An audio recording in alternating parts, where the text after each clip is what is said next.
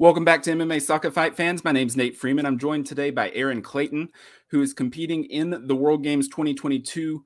The World Games starts next week, but Muay Thai will not start until the following weekend. Erin, how are you doing today? I'm doing good. Just already got some training in today. Got to hang out with my family. So typical, nice, chill Sunday. Absolutely. So for those that do not know, can you just sort of explain to some of our fans what the World Games even is? Yeah. So it's similar to the Olympics in that it happens every 4 years. And most of the sports that are in the World Games are sports that have been like recognized by the Olympic Committee, and they're kind of like on their way to becoming an Olympic sport. So Muay Thai itself is not an Olympic sport yet, but that's kind of the end goal for Muay Thai in the world, is to actually be an Olympic sport. So I want to say that's the case for a lot of the other sports as well, like competitive rock climbing, things like that. So yeah, I mean, it's like a whole variety of sports. It's wild. I think I saw breakdancing, which will be interesting, and parkour. So yeah, it's pretty crazy how things. Yeah. There's some really interesting sports, like you mentioned, breakdancing, parkour. There's like drone racing. Yeah. Really just interesting sports that are coming to my hometown of Birmingham, Alabama. Opening ceremonies are on the 7th, so here in a couple of days. And then, like I said, Muay Thai does not get started until late the following week. And your journey to be a part of the U.S. Muay Thai team was really sort of a weird one. You were supposed to have at least 3 fights in the qualifiers and all of that. And due to injuries and things like that, you got bumped right into the semifinals. And correct me if I'm saying any of this incorrectly, but you got basically automatically into the semifinals. You were put in against someone who's represented Team USA a lot, someone who I would assume was considered by most to be the presumptive favorite to be the U.S. representative again. You beat her, and then you made it to the finals, and your opponent missed weight. So then you automatically are the Team USA representative. So a little bit anticlimactic, but tell me your feelings and your reflections on that whole experience being a lot different than I'm sure you expected it to be originally. Yeah, definitely. I mean, when I first saw my bracket and the girls who had signed up, granted, I kind of knew I at the highest weight class for women, which this weight class is really not that high. Like in boxing, you'll typically see a lot of women even in like so my weight class like 140 basically. But in boxing there's like way higher women's weight classes that will be filled. But anyways, I kind of had a feeling something like that may have happened, because I think a lot of women were signing up for it to be like, okay, maybe I can like make that. But when I saw who was in my bracket, a couple weeks out, I was like, wow, this is going to be really tough. Like I'm gonna have some seriously tough fights, and it's in Denver at Elevation, which is something I've never fought at before. But yeah. And then once I got there and it came down to just 3 of us in the bracket, a little disappointing, but I was like, as long as I was able to fight Angela Whitley, who was the person who has been the USA representative at my weight class for the past couple of years, I was like, okay, well, as long as I have that as a challenge, I'm really excited, and so it was really nerve-wracking as soon as I like drew her name in the first round for my bracket. And yeah, just went into the fight being like, this girl's got way more experience than me. I don't care. Just got to go in there and fight. And we had a game plan and stuck to it, and it worked. So that was really awesome. And then of course, like, I think I stopped fighting around like 2:33, and then you're like, okay, I got to eat, and I got to stop eating, and then I got to make weight again tomorrow. So then like went through that whole process, made weight the next day. I went to go like take my nap post weigh-in, ready to like fight in the final. And then I got a call around like 9:15 a.m. being like, oh, well, your opponent missed weight. So it was like, that part was, it was both exciting because I'm like, oh, cool, I won. And like, and I did beat the person who I wanted to beat. But I really just wanted more ring experience too, you know. Just getting more fights in is always exciting. And it was against someone, Jocelyn Bell, who she's like a very complete fighter, so I was excited to fight her as well. And then yeah, and seeing everyone else getting to like feel the like excitement of winning in the championship rounds, and then being like, oh man, I don't really like get to have that like that feeling. You know, it's a little disappointing, but it's okay. And someone else also had the same thing happen in his bracket at like the 132 weight class. And we were like in Abu Dhabi together during the IFMA tournament, and it was nice to have someone else who had sort of the same feelings. Like he had made it in the semifinals, and then once he got to the finals, that person missed weight. So yeah, we just talked a little bit about that, where it's like, everyone else is like having these really exciting moments of like, you won, you got gold in the US, you know, and you get to represent the USA team. Mine was like from a call in the morning about someone missing weight. So you're like a little disappointed, but it's okay. Hey, you're representing Team USA, and that's really what matters. You mentioned going to Abu Dhabi for the IFMA tournament. This is, I assume, your first time representing Team USA in international competition at all. And you lost in the first round, but I'm sure that you gained a lot of experience, and it was a great experience for you to spend a couple of weeks out there. Give me your reflections on that tournament, and maybe some things that you learned that may help you going into the World Games. Yeah, for sure. Definitely learned after watching, you know, a whole week and a half of fights, just really how IFMA scores. We kind of like heard about it, and when you've watched a lot of like the IFMA tournament online, you can kind of see it, but when you see it in person and you're just watching fights for hours on end, you're like, oh, okay, I can see how these judges score. It's like, it's not terribly different than like some stuff in the US, but you're just like doing Muay Thai at a much faster, higher pace, higher volume than you would if you're doing like more of an entertainment fight in the US. So that was like probably the biggest thing I learned was just like the amount of volume and output you have to put in during those fights, which makes sense. You got like 3 rounds to really just win a fight. And you know, that's the same thing in the US, but like you're against top competition in the world. Like you better be putting it all out there in those 3 rounds. And so that was very interesting to learn, and all those techniques that came along with it that were high scoring. So that was super interesting. And in terms of like level of competition, it was really interesting to see, like, I got drawn the girl who ended up getting second in the bracket, and she's done IFMA multiple times. She's like a pro MMA fighter out of France. And I mean, I know who she was. Definitely scary when I got her name as like my first fight, but you know, you kind of get this like reality hits you when you like first see your name and you're like, okay, I'm fighting, and this is who I'm fighting. You get like half an hour where you're like, okay, panicking a bit, and then you're like, I signed up for this, let's just go, you know. And I knew she was going to be really tough. And yeah, definitely learned in that fight that I could hang with someone at that level. You know, she's world ranked fighter. I just had to make some adjustments that during this training camp we just focused on a lot. Part of that being like what we saw in the scoring throughout the rest of the week. So yeah, it was really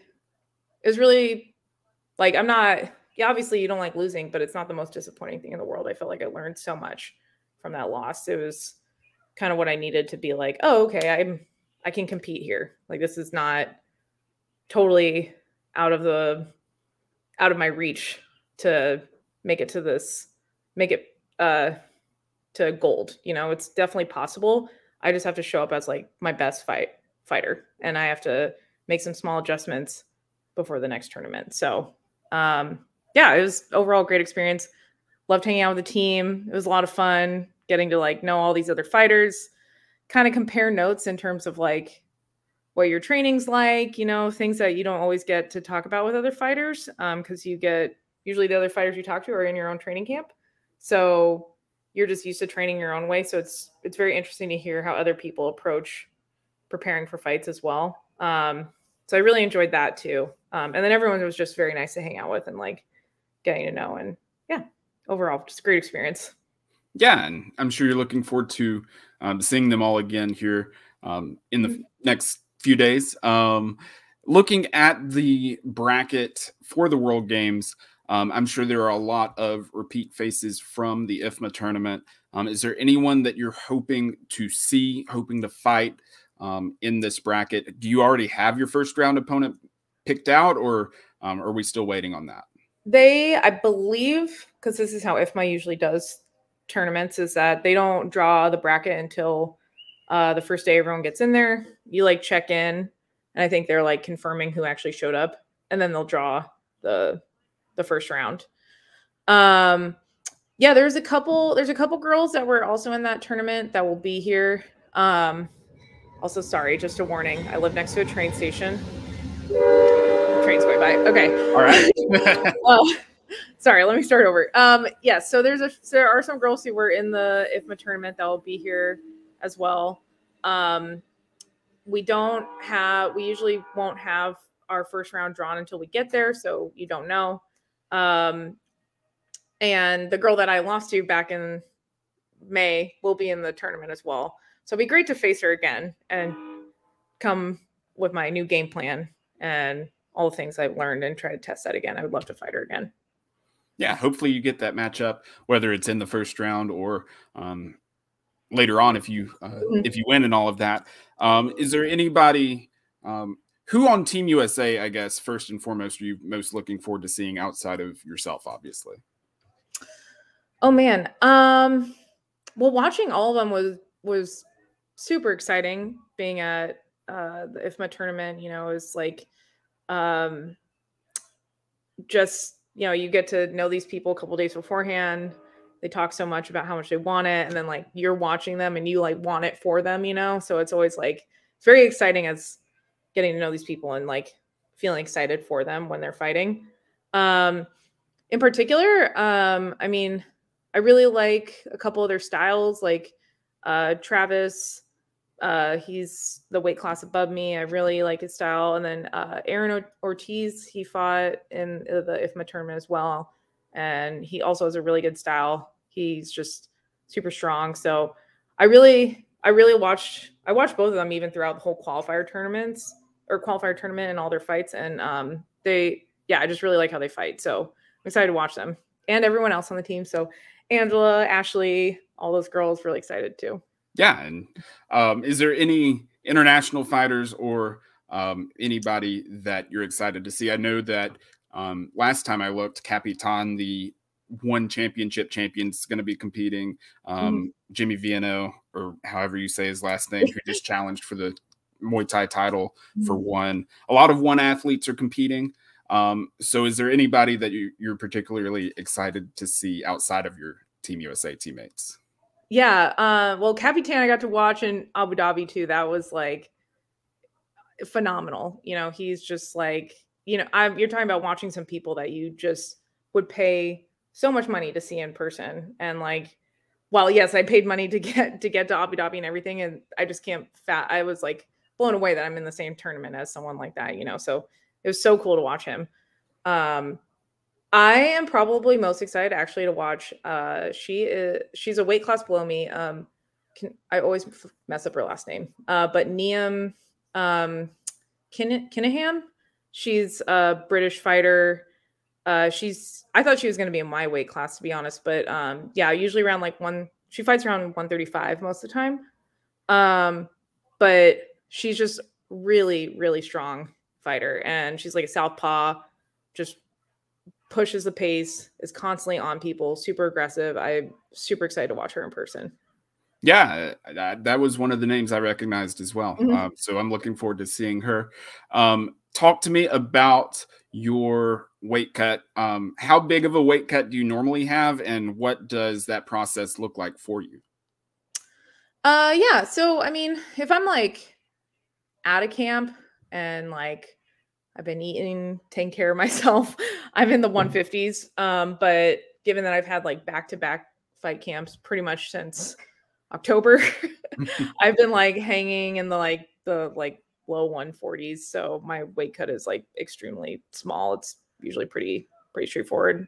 And like anyone who trains with me knows I sweat like profusely. Like I can be wearing shorts and a t-shirt. I just sweat a lot. So when it comes to actually having to like sweat out a couple pounds, it's usually pretty straightforward for me. And I have like a sauna suit and we'll jump rope and shadow box a bit and nothing crazy. Yeah. Yeah. And I too sweat a lot. That's not fun, but I'm sure it helps with weight cutting.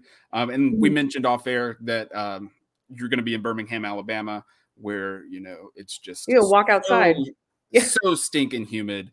And you just walk outside and you'll sweat. So that weight cut, that should make the weight cut extra easy. So that shouldn't be too bad then. So then, okay, there are a couple of things about you that I'd like to get to know about. One is your nickname, Trash Girl. When I saw that, before I did any more research or anything, I thought that you were just going to be like a garbage collector and that was going to be your job or something. And that's why you call yourself the Trash Girl or something like that. But that's not the case. You're a data scientist, which is really cool. Yeah. Data ops manager. It's like data analysts, and I manage a bunch of data analysts. But yeah, similar idea. But yeah, no, not a garbage collector. No. Yeah. So where did that nickname come from? So there's actually this like local, I wouldn't call her an artist per se, but in my hometown, I don't know, she's kind of like mildly Instagram famous, and she had this like, she has these kids that like love the Garbage Man or something, and then everyone who follows her, she started singing and calling her son Trash Boy, and then she had girls, so she called them Trash Girls, and then she started selling these shirts. So I was wearing like a Trash Girl shirt from my friends like a couple of years ago. So they were like jokingly calling me that. And then I had like a few fights where, I don't know, it hasn't happened so much in the last couple fights, but earlier on in my fighting, I was just someone where it's like, I get hit and I'm like, I don't care. Like, I'm just going to keep going forward. And even like a couple times did some things in the ring that in my opinion were a little trashy. And they also thought it was trashy. So then they're like, look, you wear the Trash Girl shirt. Sometimes you can be a little trashy in the ring. So we're just calling you Trash Girl. And I love trash food too. So it's all like, that's why there's the possum and all that stuff too. So it's like layers to it. What kind of trash food are we talking? Oh man. I mean, I love pizza. I love any sweets basically. Like just freaking love chocolate. That's like kryptonite for me. And then like, I don't know if you guys have this in Alabama, but like when I go to Louisiana, we get cracklins a lot. I don't know if that's a thing. It is. It's very divisive. People either love them or hate them. I don't know how anyone would hate them. They're phenomenal. I had it when I was little and I didn't like it. I've been meaning to try it again for a while, but I've just not gotten around to it. In Birmingham, the Golden Flake, like the chips, are they're headquartered there. That's where their manufacturing plant is and all of that. And I got to tour it one time. Yeah. And they were giving them out like basically from the manufacturing stuff, and it was like really fresh and all of that. So that was good. But as it was, you know, like out of a bag or something like that. I don't know if maybe it had just gone stale or something, but yeah, it was not the best. But yes, we'll they're like we also have pork rinds, chicharrones, they call them here too. It's like you can get them at the gas station in like pre-packaged form, and they're like not that good, but like when we go to like, gosh, I don't even know how to explain this store that was near my husband's, near his hometown. It was just like fresh cracklins. that's like really like the epitome. But yeah, like I wouldn't say like the gas station ones or ones that are kind of prepackaged are always that good. So you have to find the right crack ones. That's fair. Okay. Yeah. Maybe I just had the wrong kind then. So then I'll have to try them again. Okay. And then your next one I was curious about is it's your, what do you call your friend group? It's the Thick Calves Club. Oh, yes. So explain to me where that came about and what exactly goes into being a part of the Thick Calves Club. Well, let me start off by saying I do not have thick calves myself. I have very skinny legs. So I was allowed in only because I forced myself in there. But there was something that you had mentioned that you have the body of SpongeBob. Yes. Yes. That is something I joke about. But yeah, so my friends, my friends I've made through like Muay Thai, like the girlfriends that I started Muay Thai with, and one of them still is fighting fights like with me all the time. Jeannie, she fights 105 pounds though, so we are nowhere close in weight. But they all like would joke about how thick their calves are, which they legitimately do have thick calves. But so it was always like the Thick Calves Club, and then they were like plus Erin because she does not have thick calves. But yes, I do joke that I have a SpongeBob body because it is just like square, and then I have like skinny limbs. That's funny. Okay. And then we already mentioned that you are a data operations manager. Talk to me about how you got interested in that. And then are there any correlations between what you do there and Muay Thai, or is there anything that you take from your day job that helps you as a fighter? Yeah. So I got into that. Actually right when I graduated college, I graduated with like materials engineering degree, which do a lot of math, physics, and then like you do a bit of programming, and I always kind of liked it, but never pursued it. And then I also knew when I just graduated, I was like, didn't actually want to go straight into an engineering job. So I actually went into teaching.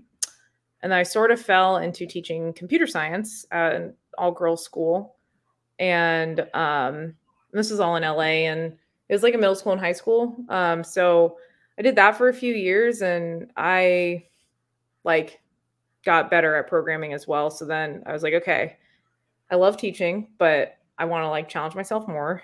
And so I went into tech, and I was at a startup of like 30 people at the time. I was doing like tech support, but as the company grew, they needed someone in the like business intelligence data realm.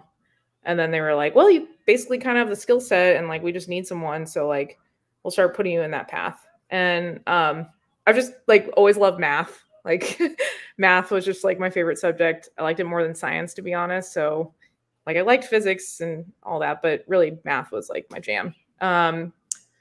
So yeah, just started to grow from there. And eventually I like changed companies. That was just a data company. And I'm there right now. And I love it. Again, I get to do math most of the days, just writing a lot of SQL, Python, all that stuff.